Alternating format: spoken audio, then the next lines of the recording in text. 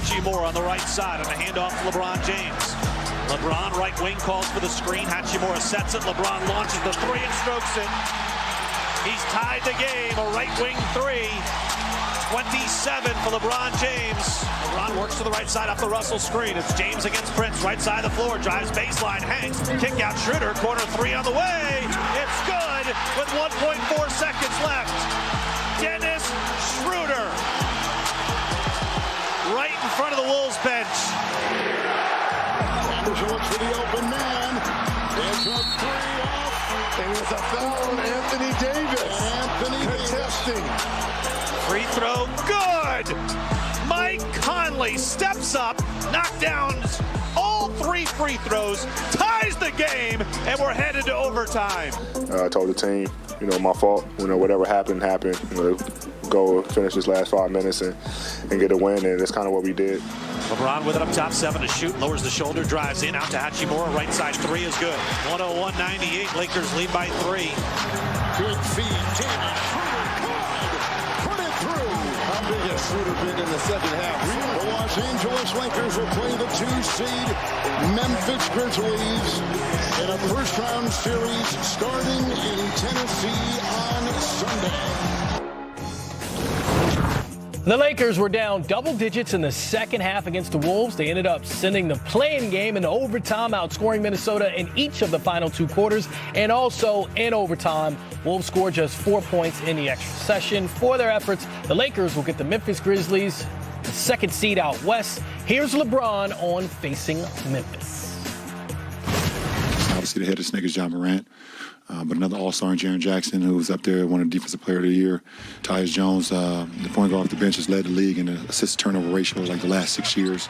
Desmond Bane, I think in his 3rd year, plays like a veteran. Dylan Brooks, can't disrespect him because he makes shots. I got Luke Kennard, who broke my scoring record in high school. He's a laser from the three-point line. Obviously, I haven't thought about Memphis one minute. But I wouldn't mind playing LeBron in a 7-game series. Why is that? The legacy's there. First time back in the playoffs, knock them out right away in the first round.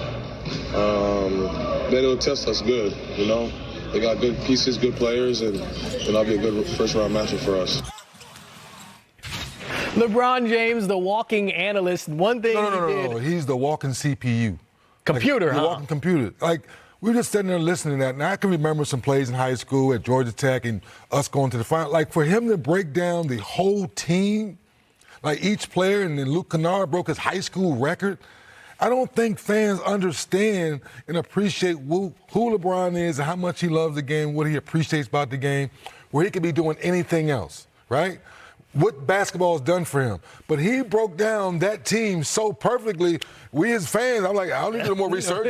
Thank you, LeBron. Appreciate you. Hey, what are we talking about? Yes. You did our job for us. Come on. But speaking of which, he did show some love to Dylan Brooks, right? And Dylan Brooks also said he wanted to face the Lakers because of what that means for Memphis to knock off a legacy like LeBron and AD. 3D, what do you make of that train of thought by Dylan Brooks? Well, some people love Dylan Brooks. Some people hate Dylan Brooks. I'm not going to lie. I love it. But be careful, because it's like, Ja likes to talk about going up the chimney to get that smoke. Well, that's a lot of smoke out there in L.A., and LeBron knows what he's doing. Smog, huh? Yes, a lot of smog out there. And LeBron and AD, they've been there before. They understand what it takes. So the speed of the game, like LeBron said, yes, Ja is the head of the snake.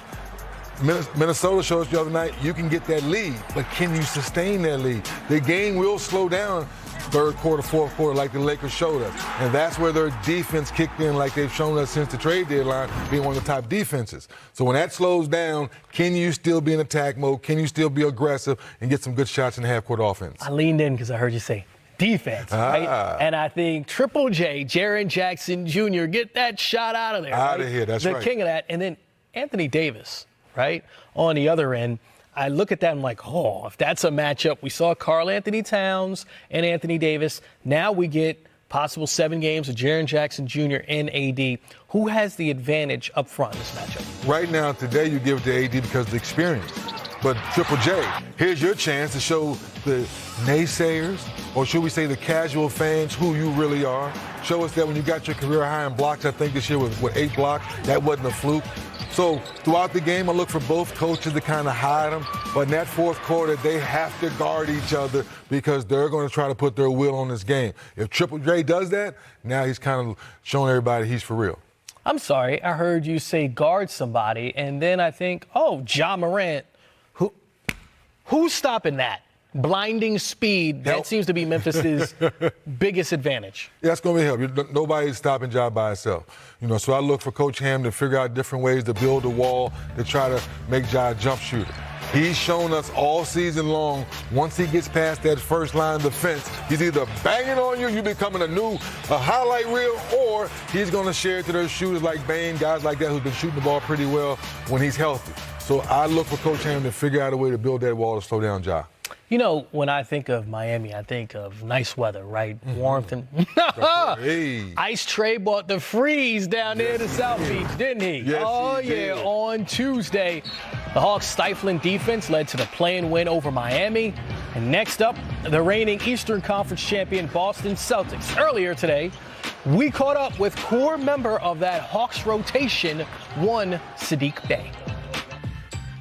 Let's welcome in once again a friend of the program, Atlanta Hawks forward Saddiq Bey. Congratulations, your third year making the playoffs for the first time. But let's talk about that road, man. You said before the season started, I'm going to the playoffs, right?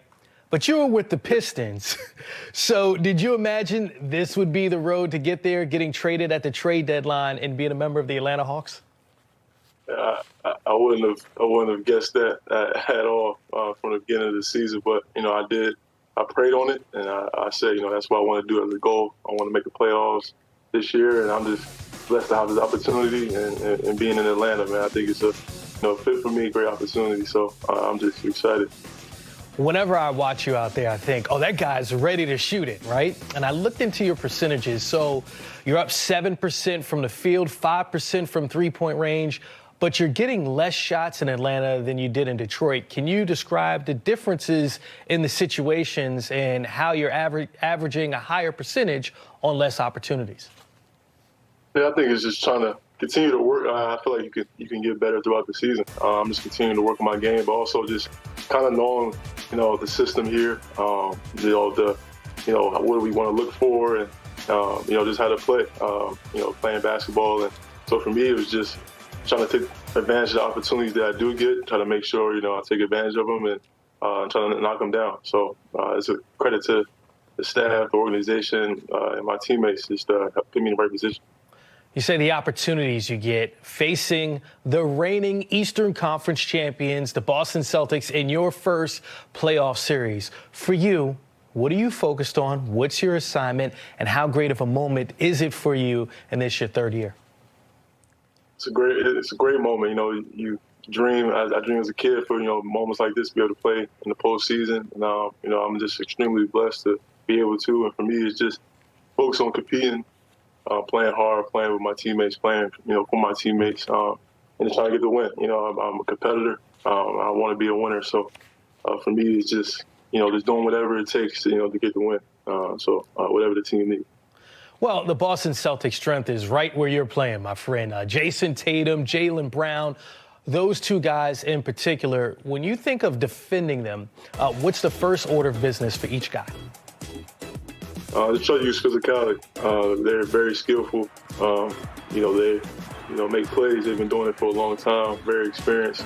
Just try to make it tough and just try to use our versatility. Use our physicality and just try to match and exceed theirs, and it's going to be a fun matchup. Saddiq Bey, member of the Atlanta Hawks, but most prestigiously graduate of Sidwell Friends there in Washington, D.C. Thank you for stopping by. We appreciate you. Thank you. I appreciate you having me. Well, on paper, this looks like an easy Celtics sweep, right? You look at the three-point percentage. Yeah, Boston 3-0 against Atlanta this season. 66 made threes. Can you break down how it's easy money for the Celtics snipers versus the Hawks? Looks like some good old-fashioned clam chowder. Delicious. Looks like deliciously clam chowder. You know why? Because Trae Young